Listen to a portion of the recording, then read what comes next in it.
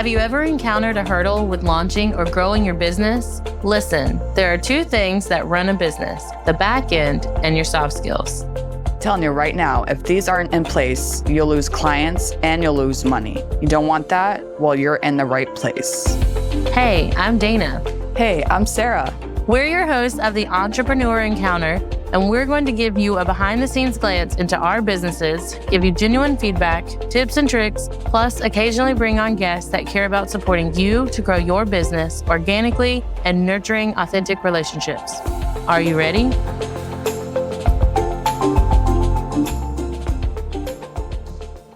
All right, everybody, welcome back to Entrepreneur Encounter Podcast. We are kicking off another series for you guys. This one's just going to be 2 parts. The 3 C's of a successful entrepreneur: curiosity, connections, and creating value. During this first part, we're going to focus on the importance of curiosity in entrepreneurship. I feel like any side hustler, entrepreneur, small business owner, professional person, like you have to have this quality in some way, shape, or form, or you wouldn't have dove into entrepreneurship in the first place. You were curious about an idea or curious about how to turn your passion into a moneymaker.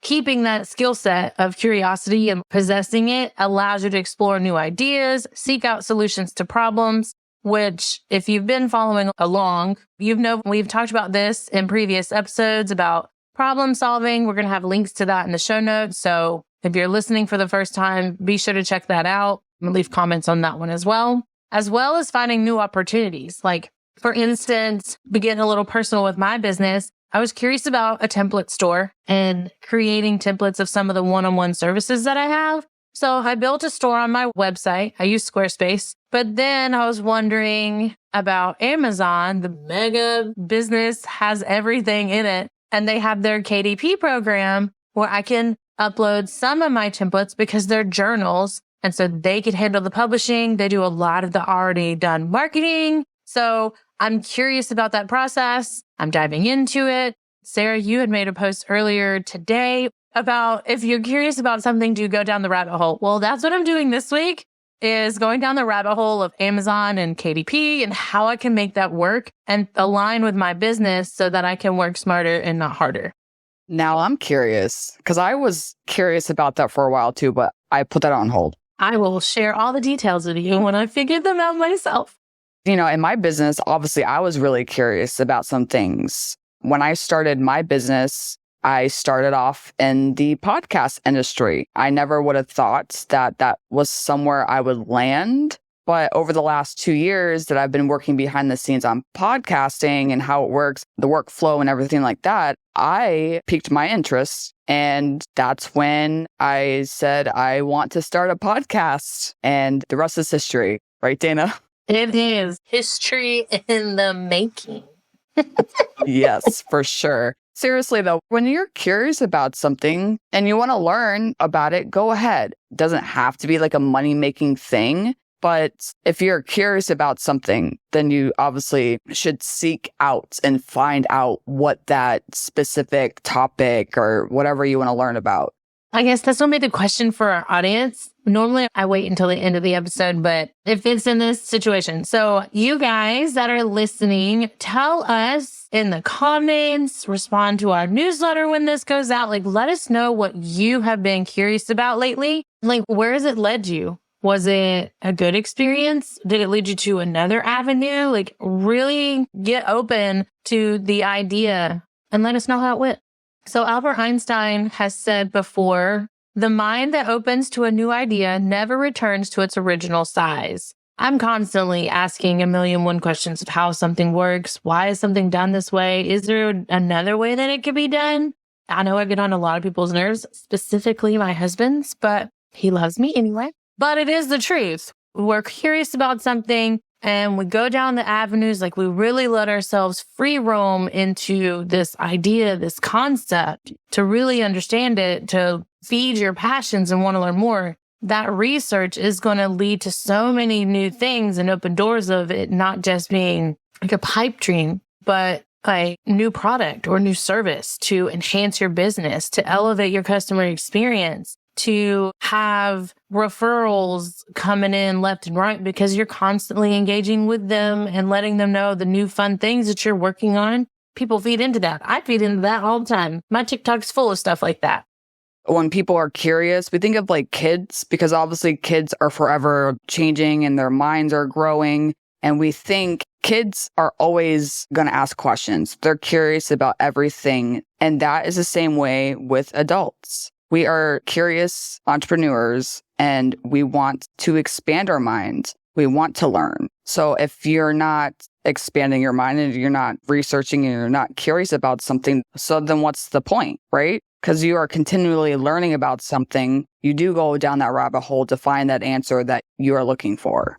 That's true. I love having conversations with my oldest son, honestly, with my middle son too. But just to see like forts that they're building, they almost help me kind of see outside the box. There's an organization in North Carolina that I really love and I'm getting connected with soon to help them with some of their projects internally. But their whole passion is to provide the tools, resources, and education to elementary age children who are interested in entrepreneurship. It helps keep fueling their curiosity into what that looks like, but it also is teaching their safe adults how to support them in that and like providing the resources. So now they have something to connect with on that as well. So they both are essentially embracing a growth mindset.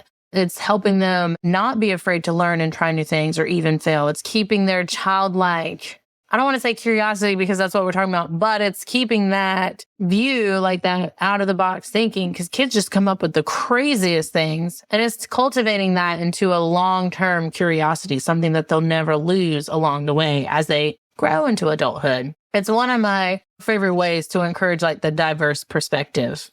Also, curiosity helps you to remain open-minded and to adapt to challenges and changes. Because again, like we are forever growing and learning. And if you're not open-minded to what comes to you, what you see in front of you, or especially like different perspectives, then how would you grow? Like if challenges occur, again, like we talked about problem solving, things are going to happen. You're going to face the challenges of being an entrepreneur. So you have to embrace that and take those challenges head on to be able to build and grow.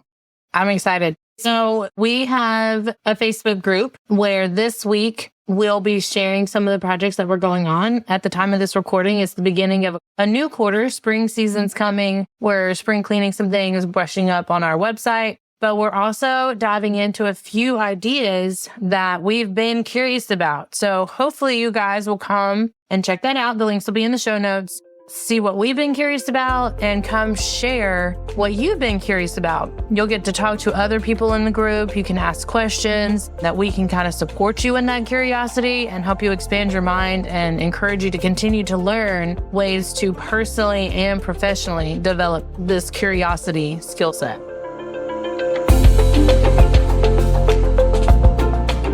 Thanks for tuning in to another episode. Remember, soft skills aren't just some fluffy buzzwords that get thrown around in the corporate world.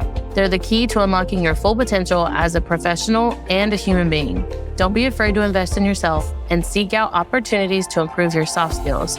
Sara and I have a variety of workshops, online courses, and complimentary clarity calls for you to practice in real time with us. Links are always in the show notes. And be sure to join us next time for more insights, tips, and tricks to help you succeed in your entrepreneur encounter.